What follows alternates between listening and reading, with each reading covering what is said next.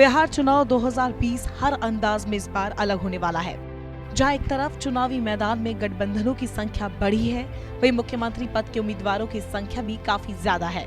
इस बार सीएम पद के 6 दावेदार हैं। जेडीयू, भाजपा, हम और वीआईपी के गठबंधन एनडीए ने फिर से मुख्यमंत्री नीतीश कुमार को ही मुख्यमंत्री का चेहरा घोषित किया है, लेकिन राजद, कांग्रेस और 3 वाम दलों के महागठबंधन ने इस बार अपना चेहरा बदल लिया है।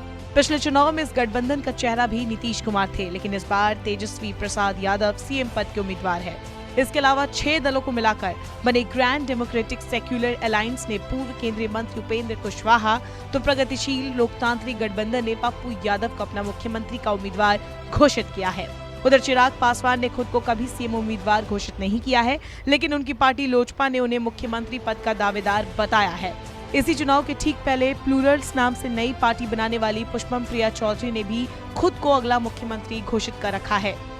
तो आइए जानते हैं मुख्यमंत्री के 6 दावेदारों में से कौन कितना दमदार है। नीतीश कुमार। एनडीए के मुख्यमंत्री चेहरे नीतीश कुमार की बात करें तो नीतीश कुमार को संसदीय जीवन का लंबा अनुभव है। नीतीश पहली बार 1985 में बिहार विधानसभा के लिए निर्वाचित होकर विधायक बने थे। वे 9वीं लोकसभा के लिए 1989 में पहली बार सांसद चुने गए। इसके बाद 1991, 96, 98, 99 और 2004 में भी लोकसभा के लिए चुने गए।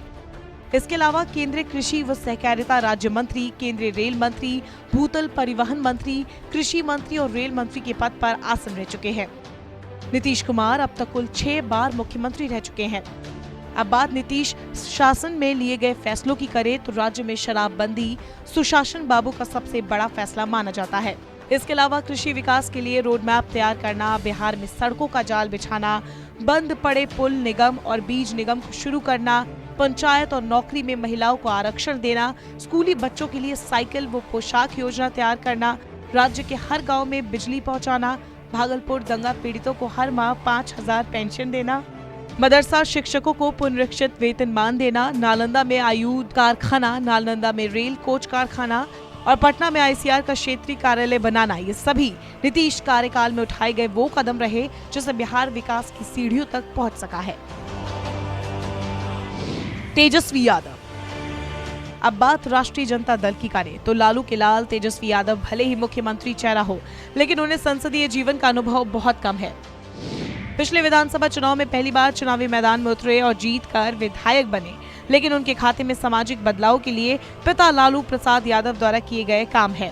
नीतीश कुमार की अगुवाई में बने महागठबंधन की सरकार में उनके पास सड़क और भवन विभाग था, लेकिन बाद में जेडीयू के महागठबंधन से अलग होने से वो सरकार से बाहर हो गए। एक ही कार्यकाल में उन्हें उप मुख्यमंत्री और नेता प्रतिपक्ष दोनों का अनुभव मिला। पथ निर्माण मंत्री के रूप में पटना में गंगा पर 6 लेन पुल का पहला पुल उनकी बड़ी उपलब्धि में शुमार है। छपरा में पहला डबल डेकर पुल का प्रस्ताव उन्होंने दिया। पिछड़े वर्गों के उत्थान के लिए आवाज उठाते रहे। पार्टी को MY समीकरण से निकालकर A to Z की पार्टी बनाने की पहल भी की। Upendra Kushwaha. Grand democratic secular alliance के सीएम उम्मीदवार उपेंद्र कुशवाहा की बात करें तो उनका राजनीतिक जीवन काफी अनुभव से भरा हुआ है। उपेंद्र कुशवाहा ने 20 साल पहले साल 2000 में पहली बार विधायक बनकर संसदीय जीवन की शुरुआत की थी। पहले विधानसभा के उप नेता और फिर नेता प्रतिपक्ष नियुक्त किए गए। पहले वो जेडीयू में थे, बाद में 2013 में रालोसपा का गठन किया, फिर 2014 में एनडीए में शामिल हुए और सांसद बने, और फिर उसी साल 2014 में केंद्र में मानव संसाधन विकास राज्य मंत्री बने। बड़े काम की बात करें तो कुशवाहा ने शिक्षा के सुधार को लेकर लगातार संघर्ष किया है। मोतिहारी और बोधगया में केंद्रीय विश्वविद्यालय शुरू कराया, औरंगाबाद के गोह और नवादा में केंद्रीय विद्यालय को स्वीकृति भी दिलाई।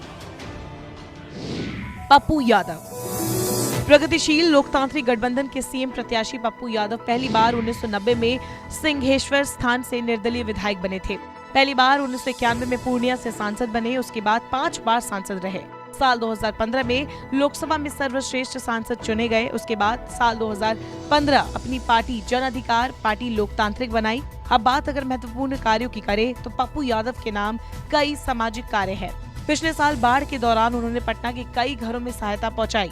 इसके पहले भी हर आपदा में वो लोगों के साथ खड़े रहते हैं। चिराग पासवान। एलजेपी के सांसद और मुखिया रामविलास पासवान के बेटे चिराग पासवान का नाम बिहार के सियासी पटल पर तेजी से उभरते राजनेताओं में शामिल है। बॉलीवुड में हाथ आजमा चुके चिराग पासवान की सबसे बड़ी पहचान है उनका लोक जनशक्ति पार्टी यानी एलजेपी नेता रामविलास पासवान का बेटा होना। कंप्यूटर साइंस की पढ़ाई करने वाले चिराग पासवान फिलहाल जमुई से सांसद और एलजेपी के राष्ट्रीय अध्यक्ष हैं, लेकिन केवल इतने भर से चिराग पासवान के सियासत को आंका नहीं जा सकता।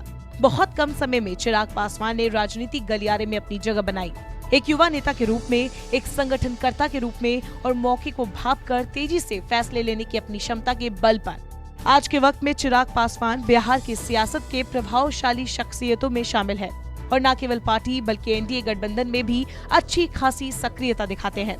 बिहार में सियासी रूप में तेजी से अपना कद बढ़ा रहे चिराग पासवान को पार्टी अपना मुख्यमंत्री चेहरा मानती है।